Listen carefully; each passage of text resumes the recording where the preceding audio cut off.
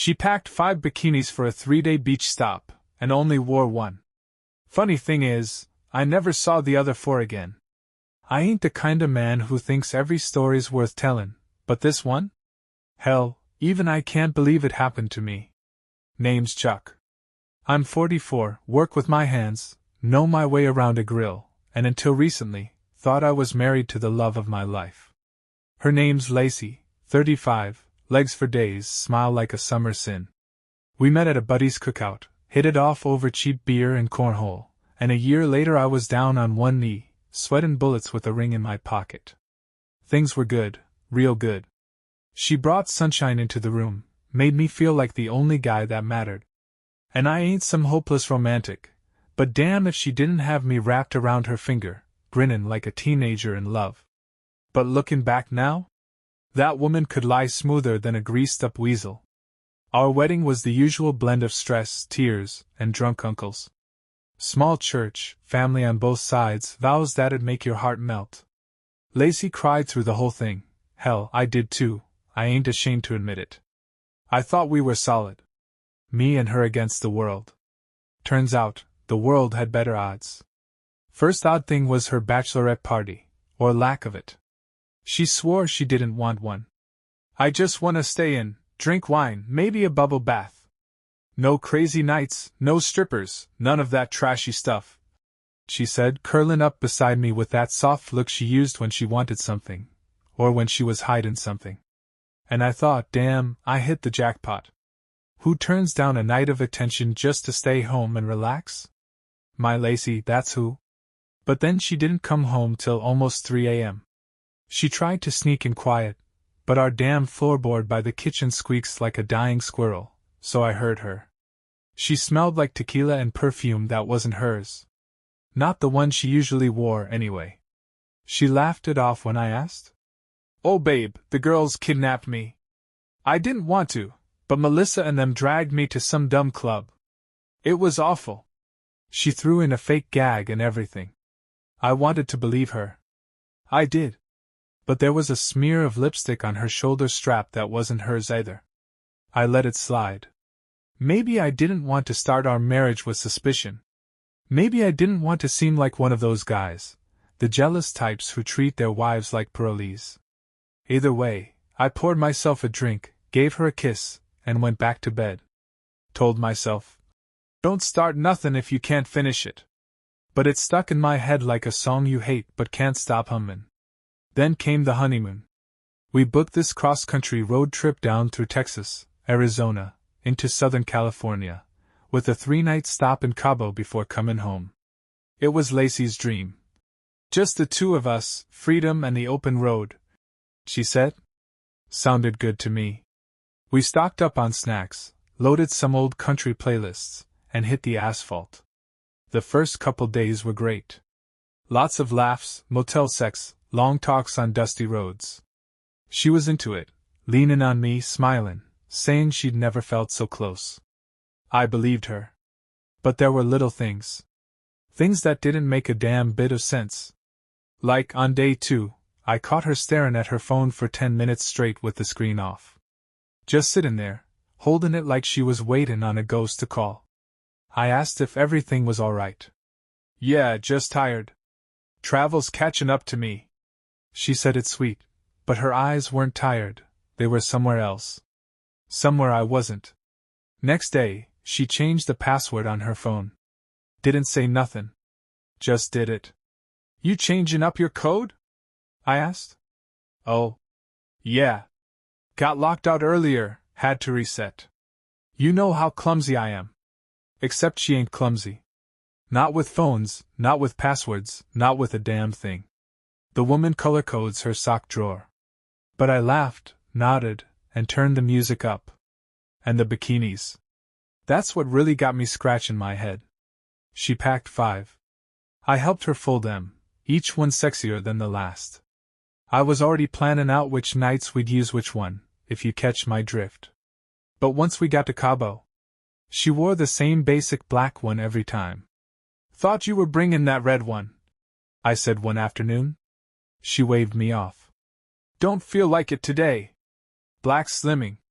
Thing is, she ain't ever been self-conscious a day in her life. She could walk into a biker bar in a bathrobe and come out with 5 new best friends. But now she was actin' shy? Didn't add up. I peeked in her suitcase later that night, just making sure the others were still there. They weren't. Not one. Just empty space where they'd been. "Where's your red bikini?" I asked, real casual. "Oh, I spilled sunscreen on it. Had to toss it. Same with the others. Total mess."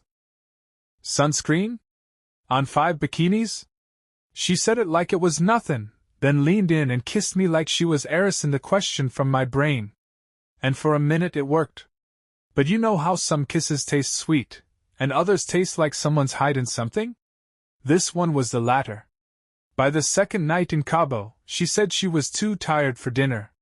We'd been beach hopping all day, sure, but I was still floating on that honeymoon high, ready to sit under some string lights, eat too much grilled shrimp, maybe slow dance in the sand like we were in some corny romance movie. But she waved me off from the bed, phone in hand. "Go without me, babe. I just want a nap." That sun wore me out. I almost stayed, but I figured maybe she just needed a night to herself. Marriage or not, we all need space sometimes. I kissed her forehead, told her I'd bring back something good, and left. Dinner was quiet. Too quiet.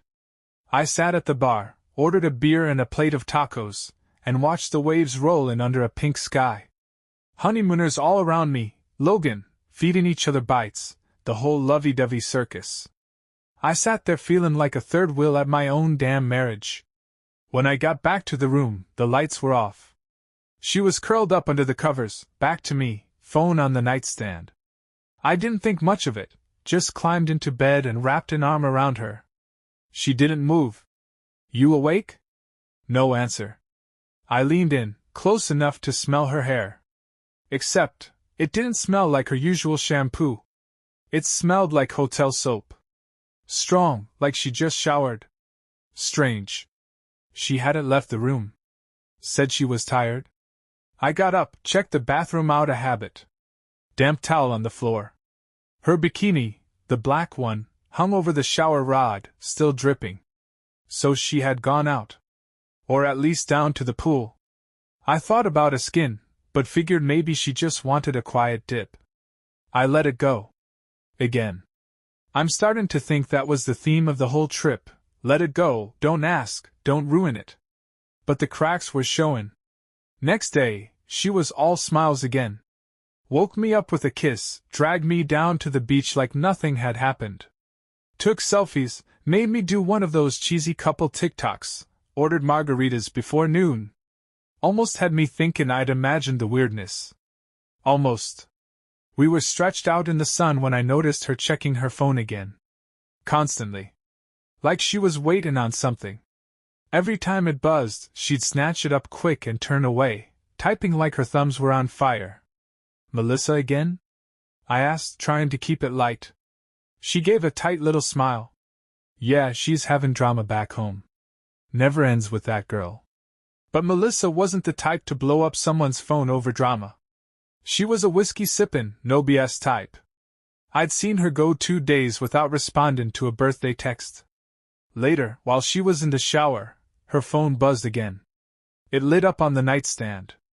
I didn't touch it, swear on my life I didn't. But the name that popped up wasn't Melissa. It was just a letter. J. No last name. No emoji. Just J.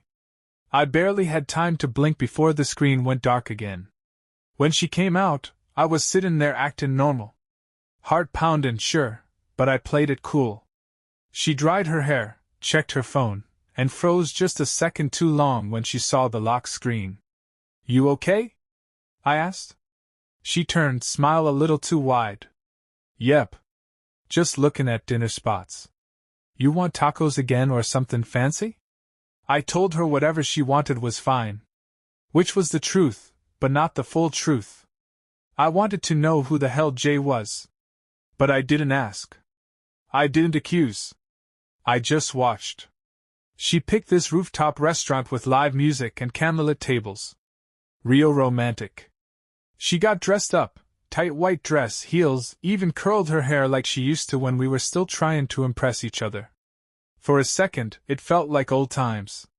Then the waiter came. Young guy. Maybe 25. Sharp jaw, that kind of smarmy charm that comes from knowing you look good in a fitted shirt. He smiled at her a little too long. She smiled back a little too bright. When he walked away, I said, "He's got a thing for you." She grinned. "Please. He's just being polite."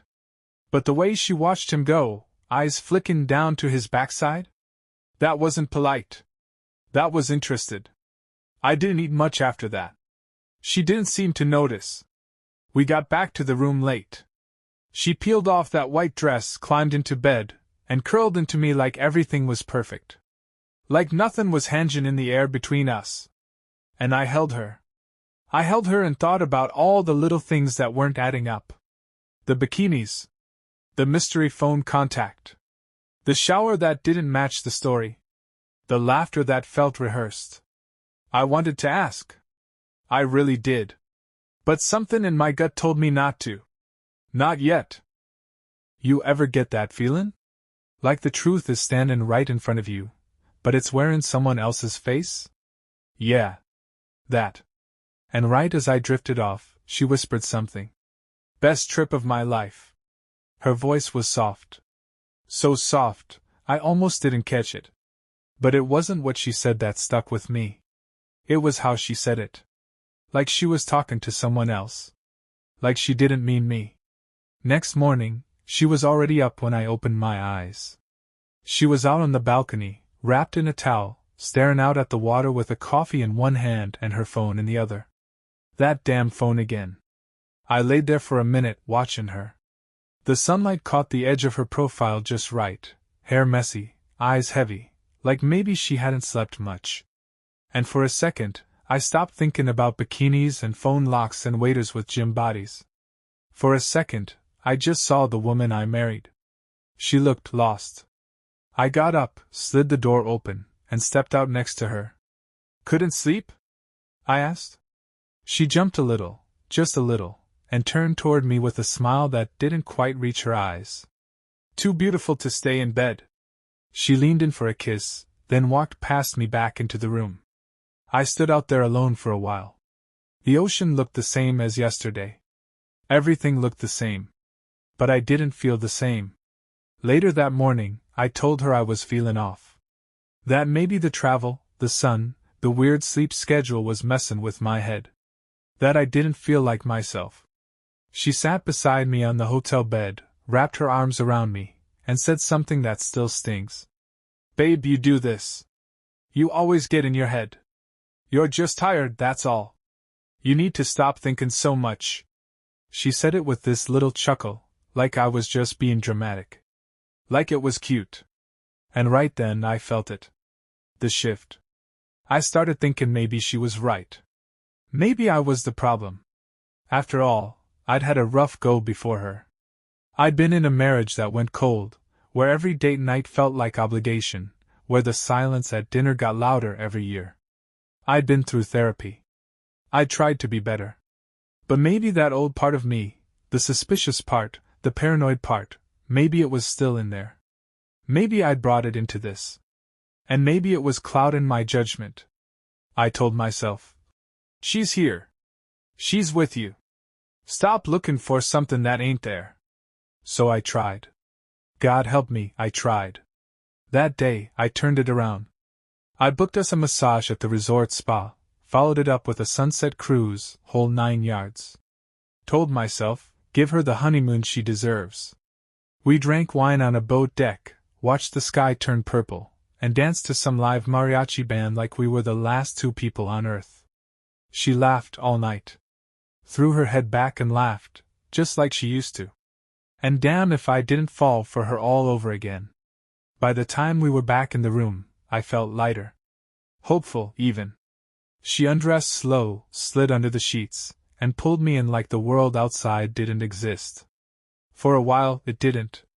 It was just her skin against mine, her lips on my neck, her breath in my ear saying she loved me. I love you, she whispered again after. I said it back. And for once, I believed we might actually be okay. The next morning, she was in a good mood.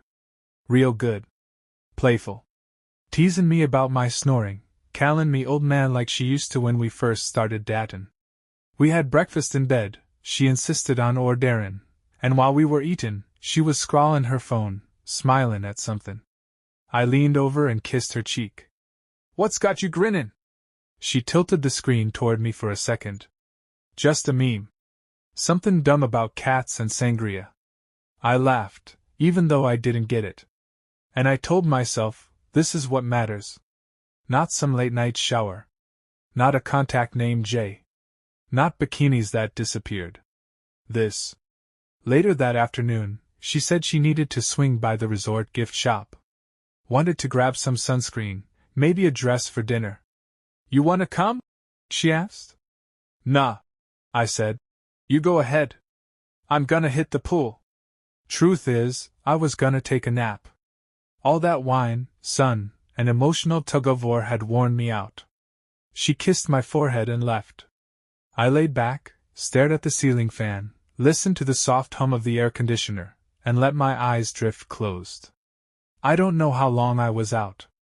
Maybe an hour. When I woke up, she wasn't back yet. And here's the thing, I didn't panic. I didn't jump to conclusions. I just stretched, yawned, got up, and figured I'd meet her down there. But when I stepped out into the hallway, I saw something that made my stomach do this little uneasy flip. It was her towel. The one she'd used that morning, white with the little resort logo, folded over the railing of a balcony 2 floors down. Not ours. I froze. Told myself maybe she dropped it and housekeeping picked it up. Maybe they moved it. Maybe it wasn't hers. But it had the same little smear of pink lipstick on the edge. The same damn color she'd been wearing since breakfast. And I stood there, leaning over the railing, looking down at that towel like it had just punched me in the gut. Still, I said nothing. When she came back an hour later, arms full of little shopping bags, smile wide as ever, she kissed me like nothing happened. "Miss me?" she asked, holding out a new bottle of cologne. "Smell this. It reminded me of you." I smelled it. Said it was nice. And I'd buried every thought I had beneath a smile I'd barely believed in. Because maybe it was me.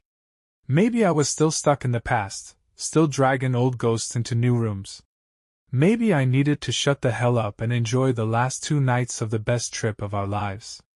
So I did. I pushed it all down. I chose peace over paranoia. And for a little while, it actually worked. That night was supposed to be the big one. Our last full night in Cabo. Fancy dinner, ocean view table, someplace she'd found on TikTok with candles everywhere, and those big goofy drinks with umbrellas sticking out the top. She'd been talking about it for weeks, kept saying it was gonna be like something out of a movie. She took her time getting ready, and I'll admit, when she walked out of the bathroom in that navy dress, the one with the slit up the thigh and the back that dipped damn near to her waist, I forgot how to breathe for a second. "You look," I started. She smiled. "Yeah? Yeah," I said. "You look like trouble." She laughed, that same little laugh she used when we first met, like she was flirting with the idea of getting in a little mischief. We took a cab into town, ended up at this rooftop spot with string lights and soft jazz. Everything looked like it had been pulled from a Pinterest board. She was glowing. Logan. Ordering cocktails like we weren't paying resort prices. Her hand stayed on mine most of the meal, fingers twisting around mine, eyes flicking up like I was the only one in the place. But that little voice inside me? Still there. Still whispering. You start to notice things when your trust's got a crack in it. The way she glanced at her phone screen every time it lit up, then flip it face down. The half-second delay before she smiled. The time she got up to fix her lipstick and took her purse with her. Who brings their purse to a bathroom when it's got nothing in it but a compact and lip gloss? When she got back, I tried to meet her eyes. She kissed me instead. Deep, slow. Like she was trying to hit the reset button on whatever I was thinking. And I let her. Because what the hell else was I gonna do? After dinner, we walked along the beach. She kicked her heels off, laughed as the tide came in and soaked the hem of her dress. I watched her dance in the water like she was 16 again, like there wasn't a thing in the world weighing her down. And I wanted to believe it. God, I wanted to believe it was real. Later in bed, she curled up beside me and said, "I don't want this trip to end." Me either. She played with the hair on my chest. "Can we just stay here forever? You tell me where to sign."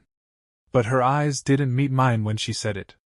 She looked past me, out the window, like she was already somewhere else. I started thinking again. About the towel on the wrong balcony. The missing bikinis. The mystery. Jay. The hotel soap. The perfume that wasn't hers. All the little lies she told like they were nothing. And I started to wonder, what if she wasn't just lying to me? What if she was lying to herself? Next morning, she said she had a headache. Skipped breakfast. Said she wanted to rest, told me to go out, enjoy the pool, get some sun. I hesitated. "You sure?" She nodded, barely looking up from her phone. "Just need a little downtime, babe. Too much tequila, not enough sleep." I almost stayed. But part of me needed a breather. So I left. I wandered the resort. Got a drink. Sat at the edge of the pool with my feet in the water, staring out at the horizon like it had answers. And then I saw her. No, not her exactly, but I saw someone who looked a hell of a lot like her. From behind. Down near the beach, walking quick, dress flowing in the breeze, head ducked low like she didn't want to be noticed. I stood up so fast I nearly kicked over my drink. Started down the steps, heart in my damn throat. But by the time I got to the beach path, she was gone. Blended into the crowd, or maybe never there at all. I walked back to the room with that sour taste in my mouth. That quiet, gnawing dread. When I got to the door, I paused. Just stood there for a second. And I listened. There was music playing softly inside. Some acoustic playlist she liked. I knocked. No answer. I knocked again. Then she opened the door, smiling like sunshine. "Hey, babe! You okay?" She was dressed different now. Hair wet. That black bikini back on. She looked calm. Relaxed. Like she hadn't moved in hours. "Just came to check on you," I said, stepping in. "Didn't see you at the room earlier." She frowned. "I've been here. Just took a long shower, then laid down. Maybe I saw somebody else," I muttered. She smiled again. "You miss me?" And again, just like that, the tension dissolved. Or got pushed deeper, I don't know. That night, she made love to me like she was trying to make me forget every question I had. And for a while, I did. Because when someone lies with that much passion, with that much fire in their eyes, it's damn near impossible not to believe them, at least for a minute. But after she fell asleep, I laid there in the dark, staring at the ceiling. I knew something was wrong. I just didn't know yet how bad it was. Not until the next morning. Not until I saw what I saw. And then everything changed. Our last morning in Cabo. Checkout was at noon, but she said she wanted to catch one more sunrise, walk the beach, soak it in before we headed back to real life. "Meet me down there in 20?" she said, already pulling on her sandals. I nodded, still half asleep, and watched her walk out the door like everything was normal. But nothing felt normal anymore. I waited 5 minutes. Maybe 6. Then I got up, grabbed my key card, and followed. I didn't even know why at first. Maybe I just wanted to see her out there, look her in the eyes, and feel that little flicker of certainty again. Maybe I just wanted to prove to myself that I was crazy. That I was paranoid. I took the back stairwell down. Stepped outside into the early morning breeze. Sand still cool underfoot. The beach was mostly empty, just a few joggers, some resort staff cleaning up after the night crowd. And then I saw her. She wasn't alone. She was down by the rocks, tucked behind a little outcrop near the edge of the water. And he was with her. Same guy I saw at the resort bar the second night. One of the younger staff, tan, built, clean-cut, the kind of guy that looks like he belongs in a goddamn cologne ad. They were close. Too close. Her hand was on his chest. He leaned down and kissed her neck. She laughed, threw her head back, leaned into him like she'd done that 100 times before. It wasn't a goodbye kiss. It wasn't a mistake. It was practiced. I didn't move. Didn't make a sound. Just stood there, watching the woman I married press her body against a man whose name I didn't even know. I don't remember how long I stood there. 30 seconds? A minute? Time kinda stopped. Eventually, she turned to head back, and I slipped behind a row of palms, heart hammering so loud I swore someone'd hear it. She walked past me, not a care in the world. Smiling. When I got back to the room, she was already in the shower. Humming. She came out wrapped in a towel, kissed my cheek, and asked if I was ready for breakfast. I said sure. She talked all through the meal, about flights, about how fun the trip had been, how we needed to come back next year. I just nodded along, smiling like I didn't already see her naked truth out there on the sand. But here's the thing. I didn't confront her. Not then. Not on that flight home. Not the next morning when she rolled over in our bed and whispered, "I'm so glad I married you." Because I already had a plan. She thought I was blind? She thought I was just some clueless husband who'd never put two and two together. Fine. Let her believe that. I spent the next 2 weeks gathering every breadcrumb. Pulled her phone records. Matched a couple international numbers to WhatsApp. Checked dates. Times. Matched her, headaches, to the nights she disappeared. Cross-referenced charges from the gift shop receipts. Turns out she never bought sunscreen. But he did. His name was on the resort employee badge in a selfie she forgot to delete from her iCloud backup. Rookie move. I made a copy of everything. Neat. Clean. In a folder labeled Honeymoon Keepsakes. And then I waited for our 1-month anniversary. She made a big deal out of it. Said she booked us a dinner at the same steakhouse where we got engaged. Even wore the same dress. Halfway through the meal, I handed her a little wrapped box. She opened it with that big smile of hers. Inside? The flash drive. With every photo, message, and screen recording.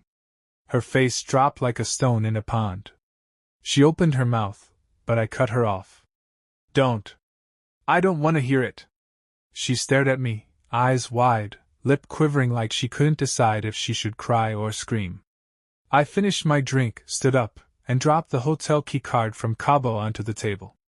I left something in the sand, but you already picked it up. Then I walked out. I filed for an annulment the next day. Turns out if you catch a spouse cheating during the honeymoon, the paperwork flies through like a greased pig at a county fair. She called. Texted. Emailed. All of it. I didn't answer. I didn't have to. Because sometimes, the best revenge ain't screaming. It's leaving. And talking your damn piece with you.